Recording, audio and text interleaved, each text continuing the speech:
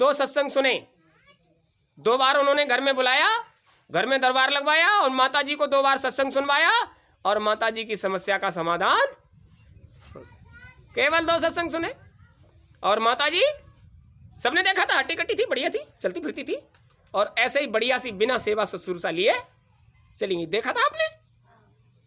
वही माता जी ओ पिछले गुरुवार का कार्यक्रम हुआ, उसके शुक्रवार को वो शरीर छोड़कर चली गई। कल उनका फोन आया, उन्होंने कहा सभी प्रेमियों से कह देना, जो जितने प्रेमी हमको जानते मानते हैं, जितने प्रेमी हमको सकल सूरत से भी पहचानते हैं, उन सब से कह देना 7 तारीख का उन सबका निमंत्रण है। ये बात बिल्कुल पक्की हो गई है। एक आंख वैसी थी? नहीं, वो दूसरी, वो घर में थी जो बड़ी बूढ़ी, वो नहीं, वो तो है। उन्होंने स्पेशली रूप से ये भी कहा था, मास साहब से जरूर कह देना। वो उदयपुरा से वो पंडित लोग आते हैं, उनसे कह देना। वे बाबा जी जो साथ में आते हैं तुम्हारे साथ, वो पंडित जी आए थे, वो तुम्हारे जैसे हैं, वो उनसे कह देना। मतलब अलग अलग।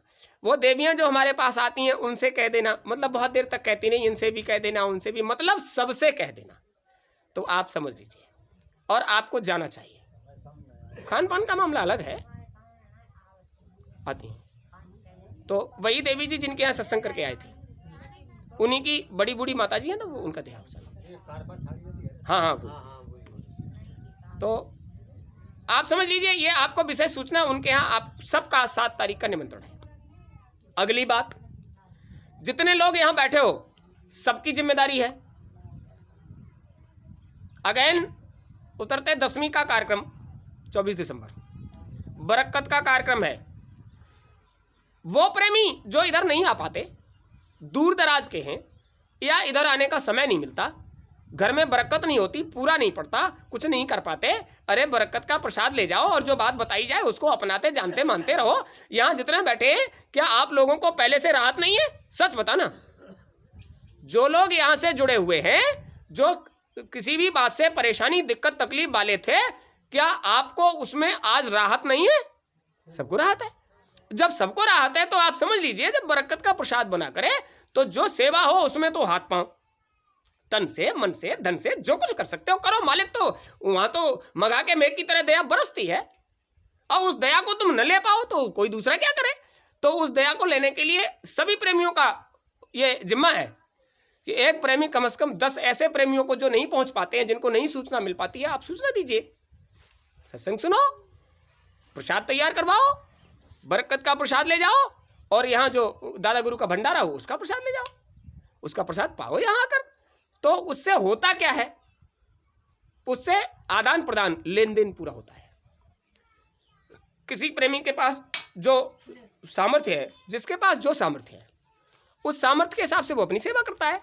हाथ पांव से करता है, धन से करता है, अन्न से करता है। और गुरु महाराज ने एक बार सबको सुनाया कि बच्चा इधर आया करो, तो किलो 2 किलो आटा वहाँ कार्यक्रम के लिए कहा था, लाए और बड़े भंडारे में डाल दिया। उसमें तुम्हारा जो लेना देना होता है, वो कहाँ तुमको खिलाने जाना है, अब वहाँ तक पहुँच तो नहीं पाओगे, लेकिन वहाँ लाकर उसमें डाल दोगे। जब भंडारा हो रहा है तो जिसका लेना देना है वो जाकर उसमें जब प्रसाद पाएगा तो तुम्हारे जन्मों जन्मों का और एक ग्रास में ही निपटवा दिया जाएगा। जाने कहाँ कहाँ तक तुमको भटक कर जाना पड़ेगा देने के लिए। और वही होता है, प्रसाद जब बने तो उसमें प्रसाद पाओ और उस प्रसाद में सहयोग करके उसको बनाओ, ताकि तुम्हें भटक कर खाने जाना ना पड़े। भाई जहाँ तक जाना पड़ेगा, आपको एक बार बताई थी, घेबरा में कार्यक्रम कर रहे थे, हुजूर महाराज की मौज हुई, बच्चा उधर चले जाना। हम उधर गए तो घेबरा में कार्यक्रम कर रहे थे, जिस जगह कार्यक्रम कर रहे थे वहाँ बहुत बड़ा मंदिर, सुंदर आश्रम, पत्थर बिछा हुआ संगमरमर।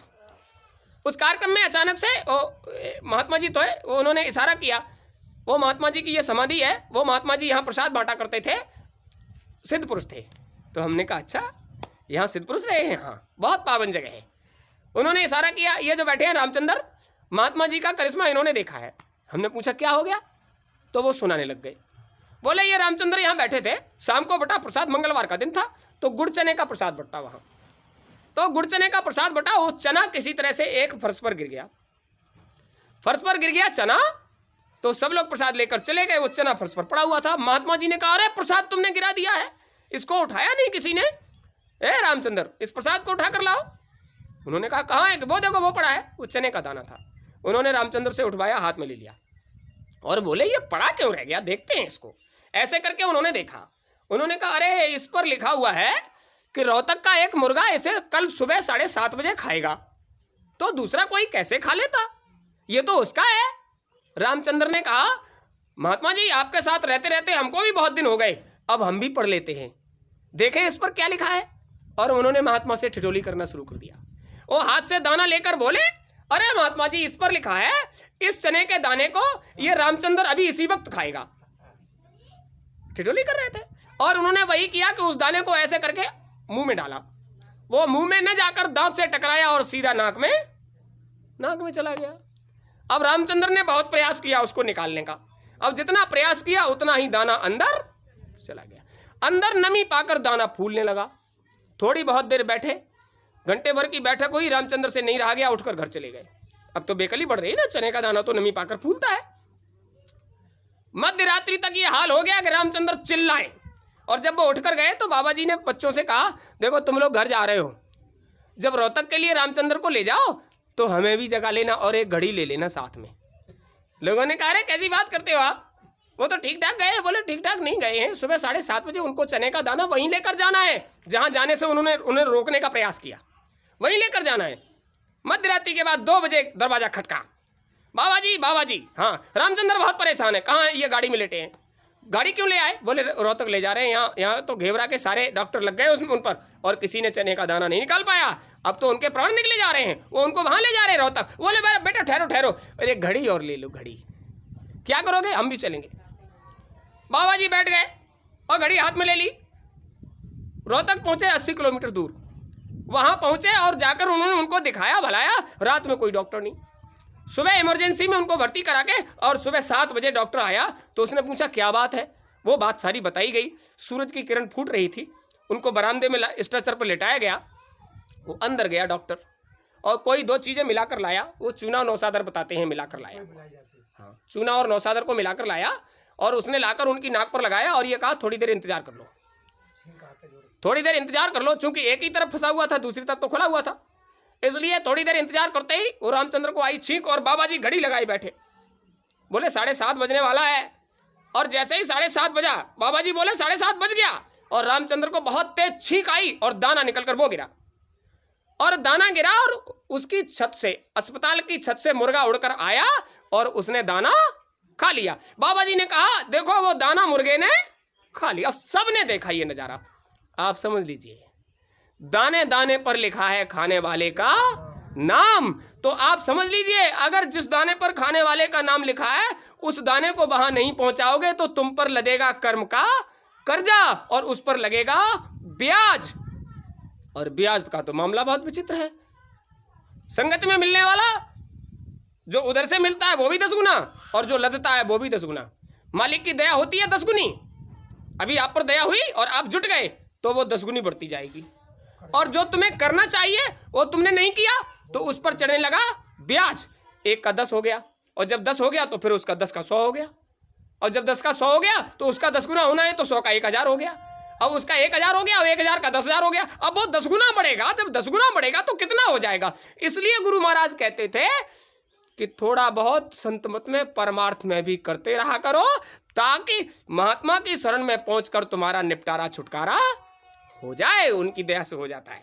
इसलिए सब लोगों से कहना है, तन से मन से धन से, और गुरु महाराज के काम को कभी छोटा करके मत करो, अच्छे मन से बढ़िया से करो। तो एक निमंत्रण इधर का और एक निमंत्रण उधर का। 7 तारीख का सब लोगों का निमंत्रण है नूरपुर, और 24 तारीख का गुरु महाराज का है निमंत्रण। सेवा जो बताओ हम करेंगे, और गुरु महाराज ने कहा है सबको निमंत्रण दे दीजिए। तो आपका कार्यक्रम, हाँ अभी देख लीजिए, अभी सुन लीजिए। रविवार का, परसों नहीं रविवार, परसों नहीं रविवार का वो अम्मा जी के यहाँ, इतवार को अम्मा जी के यहाँ सत्संग है, परसों तो शायद शनिवार ही होगा। रविवार का सत्संग, ये भी बता देते हैं आज ही, अम्मा जी के यहाँ रविवार का सत्संग है सब लोग 12:30 बजे सत्संग, जैसे आज आ गए समय से, तो ऐसे समय से आकर समय से ही पूरा कर लिया करो। दूर दूर तक लोगों को जाना होता है, तो ये भी सूचना वैसे तो आपको मिल ही जाएगी, लेकिन यहाँ से दरबार में हाजिरी हो गई, मालिक के दरबार में ये बात पहुँच गई कि अम्मा जी के यहाँ सत्संग होना है। ऐसे ही कायदे से करते रहो, सब लोगों को मालिक की दया बरकत मिलेगी और सब कुछ बढ़िया से हो जाएगा। घबराने की कोई बात नहीं है। अभी थोड़े समय पहले लोगों के मन में मर जाने का भय, युद्ध का भय, ये भय, वो भय, और गुरु महाराज ने क्या कहा? इन्हें सबको डरने दो। अच्छों के लिए अच्छा समय और खराब के लिए खराब समय। तुम सब अच्छे हो, तुम्हें किसी का भी भय नहीं, तुम्हारे लिए सब समय अच्छा है। अब तो कोई भय नहीं, चारों तरफ भय घूम रहा है और तुम निर्भय घूम रहे हो, तो मालिक की दया उतर रही है, इसलिए कोई भय नहीं। बस उन पर श्रद्धा विश्वास प्रेम से लगे रहो। जय गुरुदेव।